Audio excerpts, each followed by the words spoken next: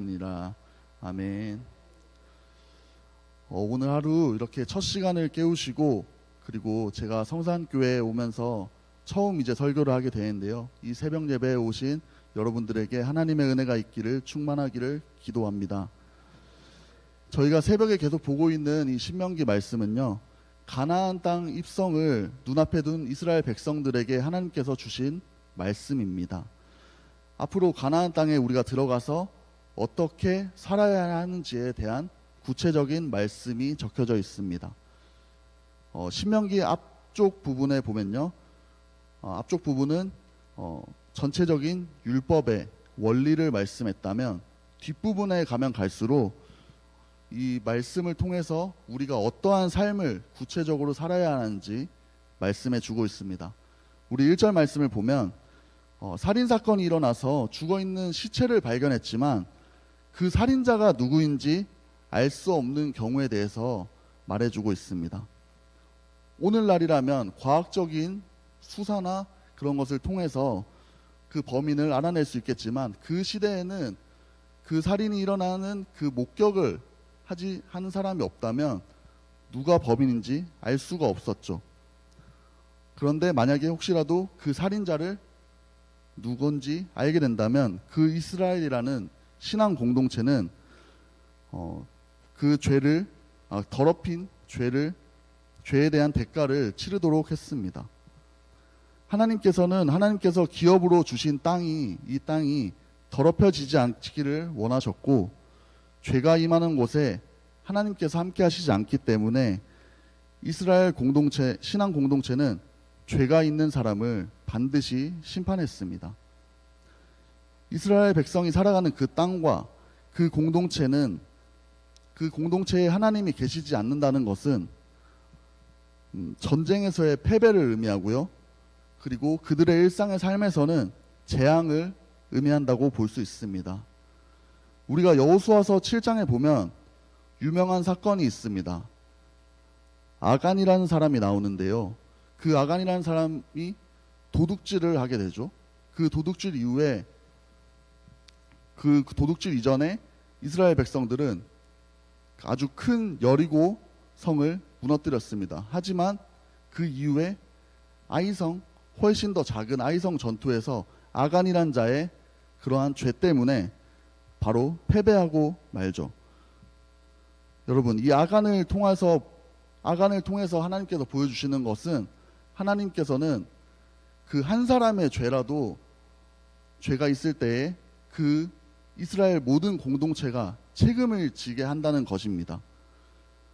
그렇기 때문에 그 이후에 아간을 심판하고 난 다음 이스라엘은 승리하게 되었습니다. 구약시대에 하나님께서는 이렇게 일하셨습니다. 죄를 반드시 심판하심으로써 이스라엘 신앙 공동체의 거룩함을 유지하게 하셨습니다. 하지만 우리가 1절 말씀과 같이 살인자가 누구인지 모를 때에 하나님께서는 거기에 속해 있는 모든 공동체에 그 죽음에 대한 죄책이 있다고 말씀해 주십니다. 그러한 살인이 일어났을 때 이스라엘 백성들이 해야 하는 일은 그 부정해진 땅과 신앙 공동체를 정결하게 하는 것입니다. 2절 3절 말씀에 보면요, 하나님께서는 장로들과 재판장들, 즉 거기에 속한 공동체 사람들을 통해서 대속 제물을 드리도록 했습니다. 우리는 이 말씀을 통해서 어떠한 것을 알 수 있냐면, 하나님께서는 그 아이성 전투 패배를 통해서 그 한 사람이 아니라 이스라엘 전체가 그 죄에 대한 책임감을 느끼게 하셨다는 것입니다. 그 백성들이 대표하여서 책임을 지게 했다는 것입니다. 이 시대에도 마찬가지입니다. 한 사람의 잘못은 그 한 사람의 잘못이 아니라는 것입니다. 교회 공동체도 전체의 문제라는 것입니다. 이 죄에는 전염성이 있기 때문에 그 한 사람의 죄를 통하여서 이 모든 교회 공동체에 그 죄가 확산될 수 있습니다. 그래서 우리는 그러한 죄를 볼 때에 나 몰라라 하는 것이 아니라, 그리고 그 죄를 바로 지적하는 것이 아니라 그 죄의 영향력이 우리 전체에 퍼지지 않도록 고민하면서 함께 문제를 해결해야 될 줄 믿습니다. 지금 이 시간 우리 자신을 되돌아보기 원합니다. 우리 교회에 그러한 일이 있었다면 우리가 그냥 이렇게 쉽게 생각할 수 있지 않았을까요? 저 일은 내 일이 아니니까, 그리고 저 일은 나와는 전혀 상관없는 일이니까 하면서 신경 쓰지 않지는 않으셨습니까? 교회에서의 일은 교회만의 문제가 아닙니다. 교회 안에서 다른 사람들의 일은 그 사람만의 일이 아니라 여러분들 모두 함께 책임지셔야 되는 문제일 줄 믿습니다. 그리고 우리가 함께 협력하여서 해결해야 될 줄 믿습니다. 여러분, 성숙한 교회 공동체는 하나님의 성품을 닮아가야 합니다. 하나님의 말씀을 순종해야 합니다. 지금 이 자리에 함께 하시는 성도님들, 그리고 우리 성산교회 모든 성도님들은 하나님 안에서 한 공동체일 줄 믿습니다.